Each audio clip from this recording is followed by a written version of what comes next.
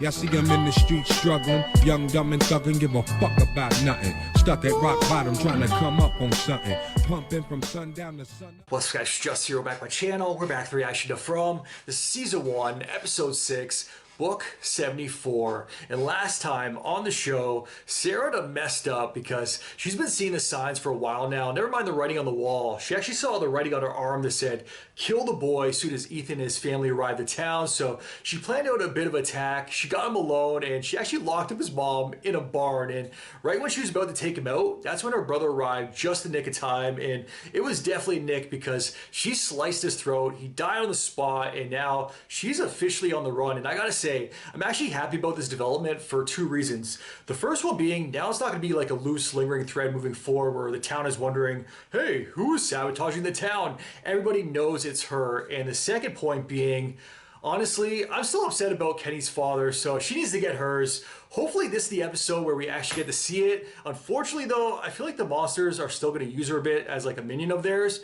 We shall see though. If you guys look at my full reaction to the show, link to my Patreon is down in the description below. Or subscribe to the channel. Now's a very good time to click that button down below. Smash the like button while you're there. With that said, let's jump right in. Let's check it out. Let's go. Man, he did not deserve that. Chaos and faith. That is the duality of our existence. We spend our lives looking for signs that somewhere, somehow, there's a meaning, a purpose to it all. What is this? That we are each here in this world. He's got a love interest? In this place, as part of God's mysterious plan. How's Ethan doing? Well, he's scared and confused. Has anyone seen her? Not since she ran off into the woods. I ran after her, but my knees aren't quite what they used to be, I'm afraid. Lies! He did not run after her. It's unlikely she survived the night. How do you know any of this is real? Okay, she's delving into it deeper. Are we alive? Would it matter? We'd still be stuck. We'd still be searching for a way to go home. All that would change is the home we're searching for. I kind of like that. It's a good way to I'm answer. guessing I'm not the first person to come to you with that question. Well, let's just say I've had plenty of chances to work on my answer. But if it's any consolation to you, you were already here when your vehicle crashed. You can scratch that question off your list. I don't know if that's just the writers like telling us, guys, you gotta stop saying that they're dead already. Or if they just want us to forget about it for now. Camera staying on him. Oh no. Don't tell me he hit her. I don't want to see her down there. Oh!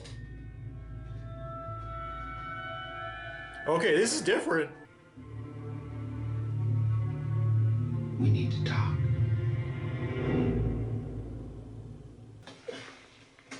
I think about what you said the other day about running out of room on the board. I was upset.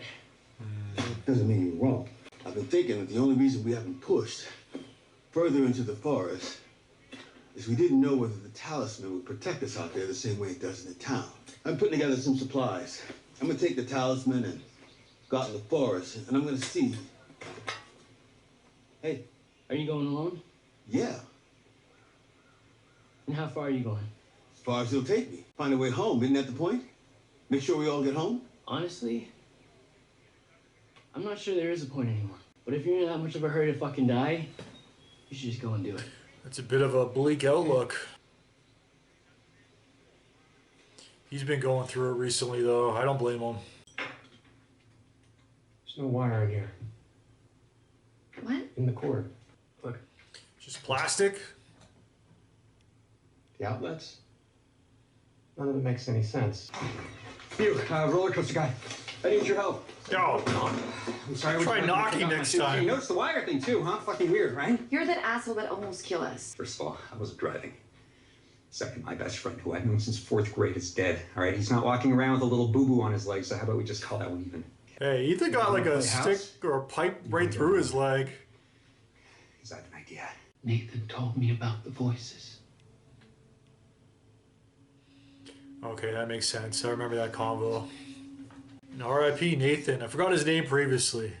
You can still help the people of this town. You could still do something good. Just tie her to a tree. Like that, don't you? I don't trust her. She'll say whatever she can at this point just to save herself. These are pretty, right? You have a good eye, Miss Matthews. Oh, I just found them like this. They were on the porch on the side of the house. Huh. Well, seems you have a phantom florist running around. Think about these flowers. Look at the flowers. I'm pretty sure I did say last episode, though, Behind the only parts that actually matter. one of my predictions was that these two would work together. The battery is gone. At least he knows what he's doing. I would have no idea. We're doing it! Science! Good morning. I'm dropping this off for storage. Where should I? Wow. Look at all this stuff. Mom? Yeah. What's wrong? Does she recognize it? This is it. This one right here. That was interesting. Oh, this will never work. Of course it's gonna work. No, it's not nearly tall enough. But if there's even the slightest chance this could work, don't you want to know for sure? Yeah, I would climb it. All right. It's not that high. Worst case scenario, All right, pass. break your neck.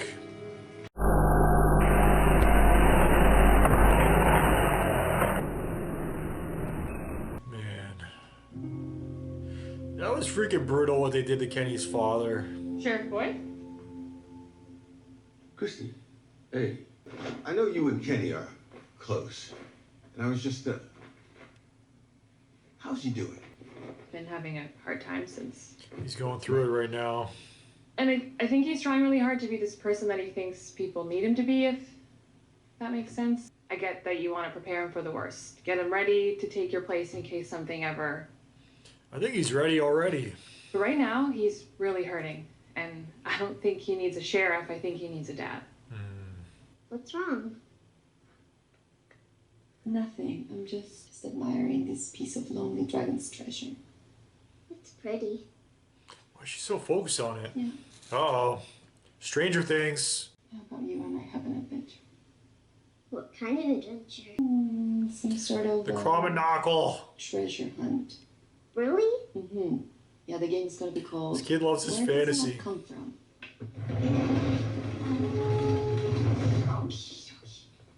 Now. Okay, she's going off. You're doing great. Doing some renovations. My other prediction that I made last Grab a snack somewhere. episode, Can you see where it's caught? that they would make No, not contact really. with someone. Just, give it a shake. See if you can wiggle it I free. think I said specifically in the finale, but by the finale. Yeah. Is that blood? Oh, Jesus. Oh! What is this? These are like soldiers? Sign.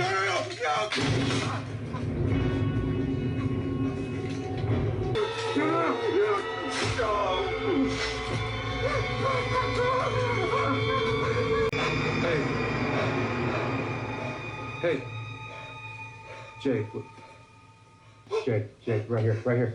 No blood. So whatever it is, it's not real. Okay? It's He definitely didn't real. actually get stabbed. You okay? Huh? Put your hands off me! What did you see? That was intense. Just fuck off, alright? The blood dripping down. At first I thought it was just the tree too, because he's like feeling the tree. You see it running over his hand? And then it started dripping all over him. They told me things. What? Things they couldn't know if I did what they said. Said we'd be safe. We'd get to go home. It's all lies. Every time you kill someone, there's gonna be like, all right, How? now we need your help killing this person. If something here is communicating with you, then that means you're connected to this place in a way that no one else here is. And that makes you incredibly valuable. Do you understand? I don't buy it. She's just being used. Oh, no! What's happening? What? Sarah, what Sarah, is it? chill. What? I need paper.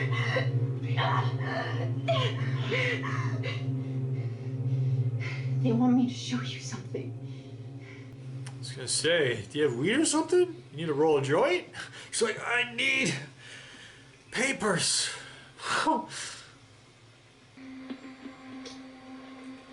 Some signs of life. Hello? Is anybody out there? This is Tater Tot, Breaker 19. Anybody out there? 얌전해. I don't want any tea. Never turned down tea. 飲啦，你會舒服啲㗎。 You realize I have no idea what you're saying. Fine. Drink. Uh-oh. Hey, where are you going? Everybody steals stuff. She just took his drug and ran off. What's that? She knew right where to look.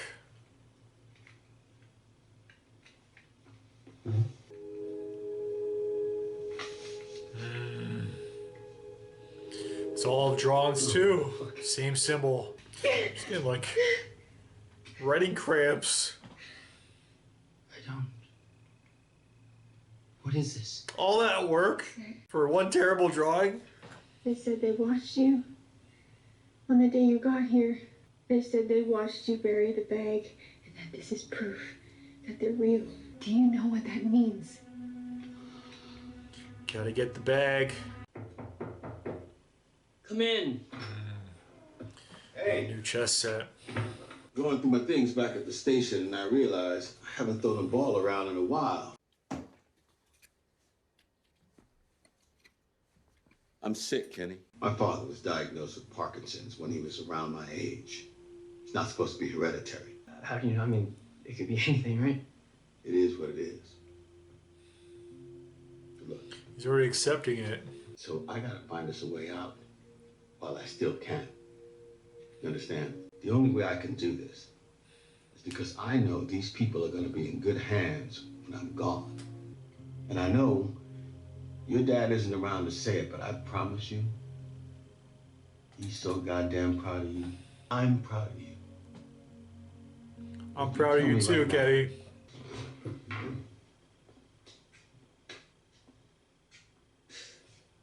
Are we doing this or what?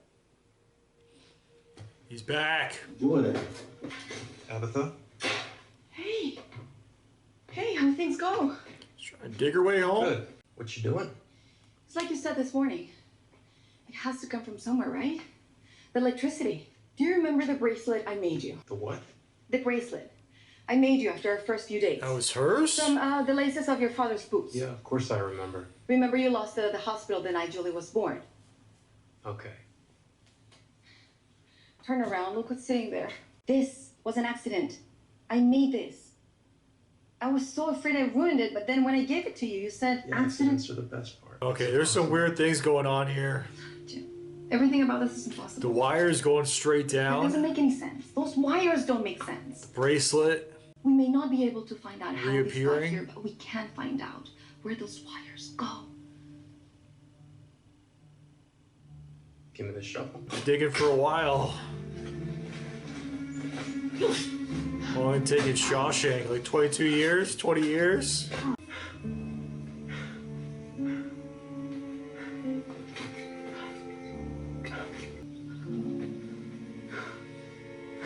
Bloody shirt.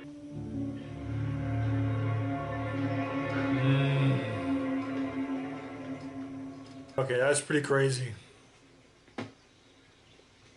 They clearly know stuff. Throw the damn ball. You're gonna regret this. I hear a lot of talking, but I'm not. Here comes the heat. His I think, hand. maybe I'll carve us a bat. That way, when you get back, we could do this right. When I get back, huh? Yeah. When you get back. Wait, who is this? Have we seen this guy before? Oh! So beautiful. When can I come inside? When? And they end the episode like this? No! We hadn't seen the monsters in like 2 episodes either. Oh my god, that's how they end the episode. Okay, I feel like they are setting up a massacre right now. If that happens before the end of the season, where the monsters get inside a colony house, everybody's dead. You know what I was thinking there too? I don't know why. My mind is morbid. I was thinking that he left the flowers for that young daughter that decided to stay at Colony House. And then now he was going to look at her at night. When he flipped the thing, I thought that's where her bed was, where her proxy showed her like that's where she could have the current in her own space, so she doesn't have to worry about people stealing her stuff. For some reason, when he went up to the current there, I thought that was her bed. Then he like went to spy on her at night. He's like, oh, did you like the flowers I gave you?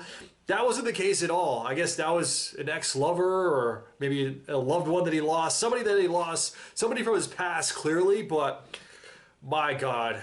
All right, guys. That was from Season 1, Episode 6, Book 74. This was another very solid episode.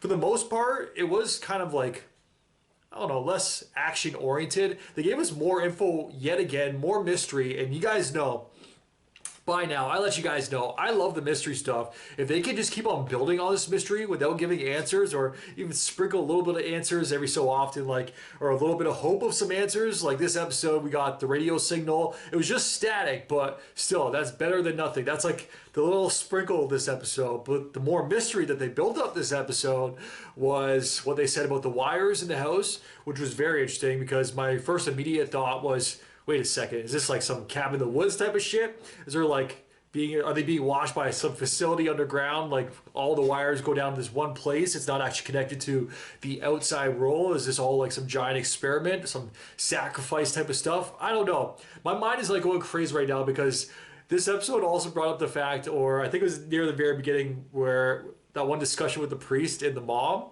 where she brought up to him the one discussion from the last episode, like, did we survive the crash? And then he's like, clearly he worked on the answer. He's had that conversation before with previous guests, previous residents. She even said like, hey, you got that answer pretty good. So he's like, yeah, I had some time to prepare. I've said it before, but I don't know if that was just for the characters or for us as the viewers as well, because my first immediate thoughts going into this, I'm sure for a lot of people, as soon as you hear about a lot potential lost connection or similarities to Lost, you're thinking they're dead.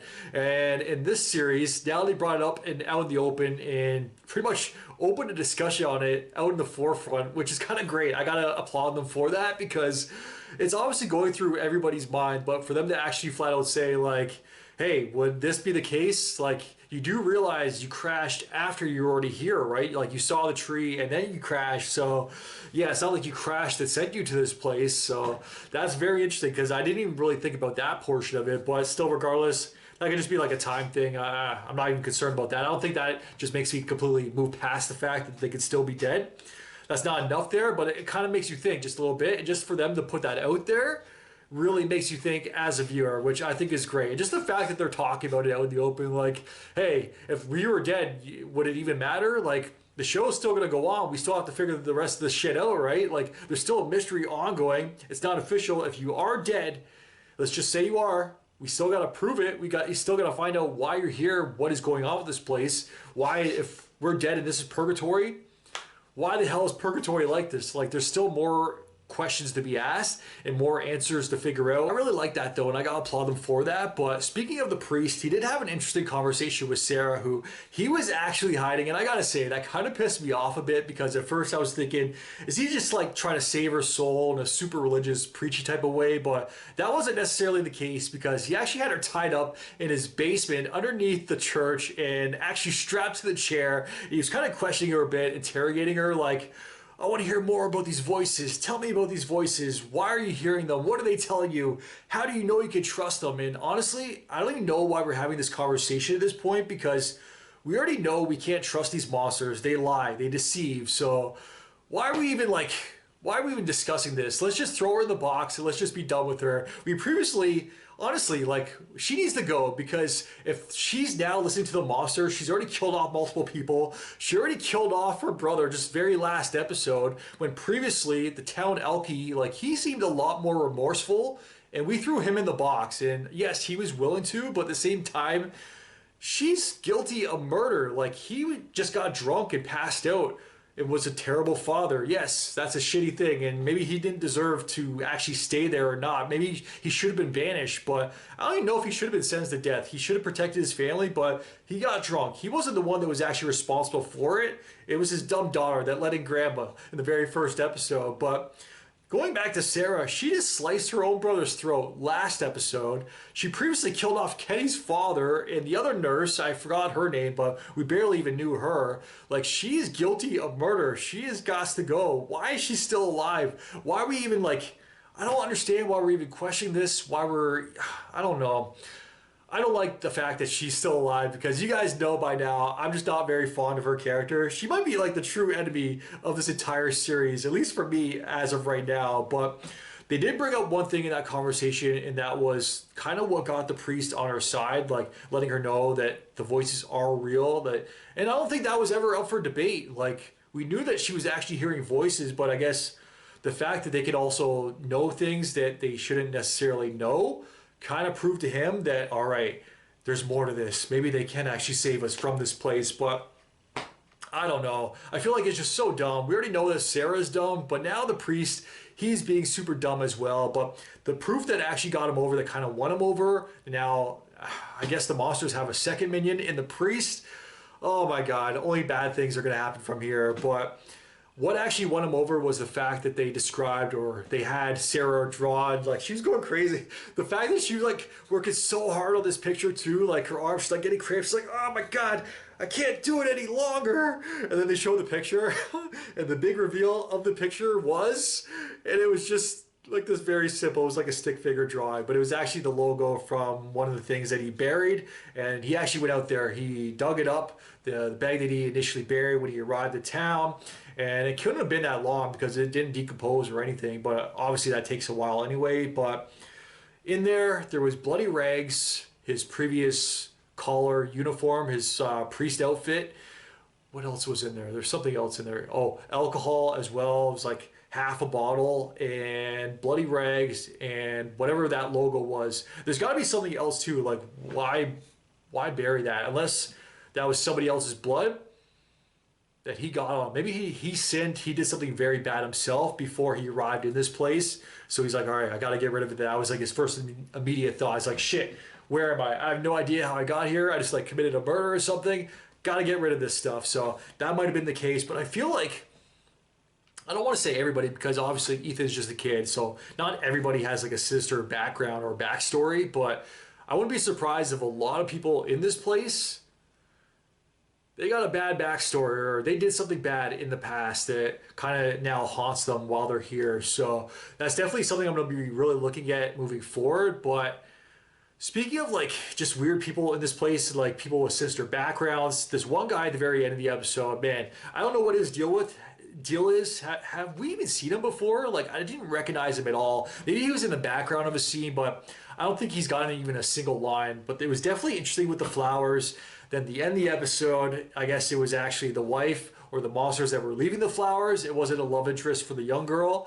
At first, I definitely thought it was him, like he had a bit of a crush, a creepy crush on the youngest daughter. And I didn't need to know her age too, because I already like put her in a threesome with, what's her name? Her proxy and Lenny Kravitz. So I don't even know if that's a legal threesome. And now we got this other guy as well, Mr. Hipster with the one mustache. But I guess that's not actually the case, because he's actually got his own love interest from the other side, from the monster side, the opposing team, and it's only a matter of time before he lets her in, because now the flowers have been received, love has been reciprocated.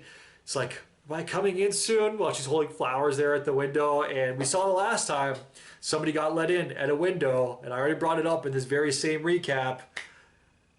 Megan and her freaking grandma, very first episode. I forgot Megan's name there for a second, but yeah, we all saw how that played out. And honestly, as much as I don't want everybody to be screwed over in that place, because I'm sure there's a lot of good people living in Colony House, they're smashing every night. Trudy Booty is there. We got the youngest daughter. I definitely want her to be safe. And to be honest, I feel like if there is a massacre there, and if anybody is safe, it's going to be her, because she's kind of like a part of a main character, like a part of the main family in this series. At least from this first season. But that's another thing I gotta say about this show too, that's just kind of super cool, in regards to like people coming and going and just the stories that we saw this episode. They could do backstory episodes, like entire episodes where we're just focused on the past.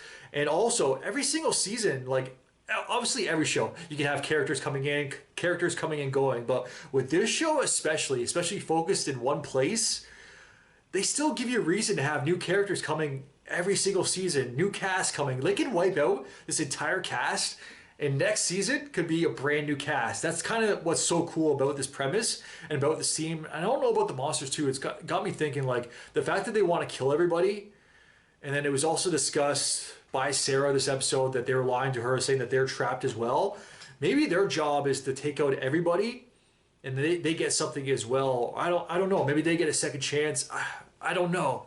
It just has me thinking, like, why do the monsters want to kill everybody aside from being monsters? I feel like there's a reason for everything. There's more to everything than were initially being shown in the show, from the wires going completely underground, the fairy tale story that Ethan keeps on going back to with the Cromanackle or whatever. It kind of reminds me of Stranger Things in that sense also, where they always go back to Dungeons and Dragons. It kind of runs reciprocal to the story at the forefront being told for that a particular season. So I think that's kind of cool. I wouldn't be surprised if that's an ongoing premise as well that we do see moving forward. But yeah, this is another very interesting episode. There's definitely some sad stuff too. It almost got me to tear up yet again, between Boyd and Kenny, who, these are two characters that I love. Obviously, Boyd is like the main character of the series.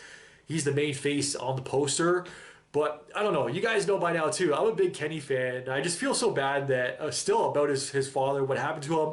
And every single time, whenever there's a preview before I jump into these episodes, the preview that they play at the start of these episodes, the very first thing that they start with is Kenny's father just laying there. Like, why do you got to start with that every single time? Like, it looks great, don't get me wrong. The gore itself, really impressive, especially for a TV show. But my God, do we have to start with that every single time? But yeah, it just, every single time I kind of have to laugh to myself, like, oh my God, again? All right, I guess this is going to be an ongoing theme moving forward. But yeah, the whole Kenny thing, I really do like his character. I think you guys know that by now. And then, what's the paramedic's name? I keep on forgetting her name. Kirsty or Christy.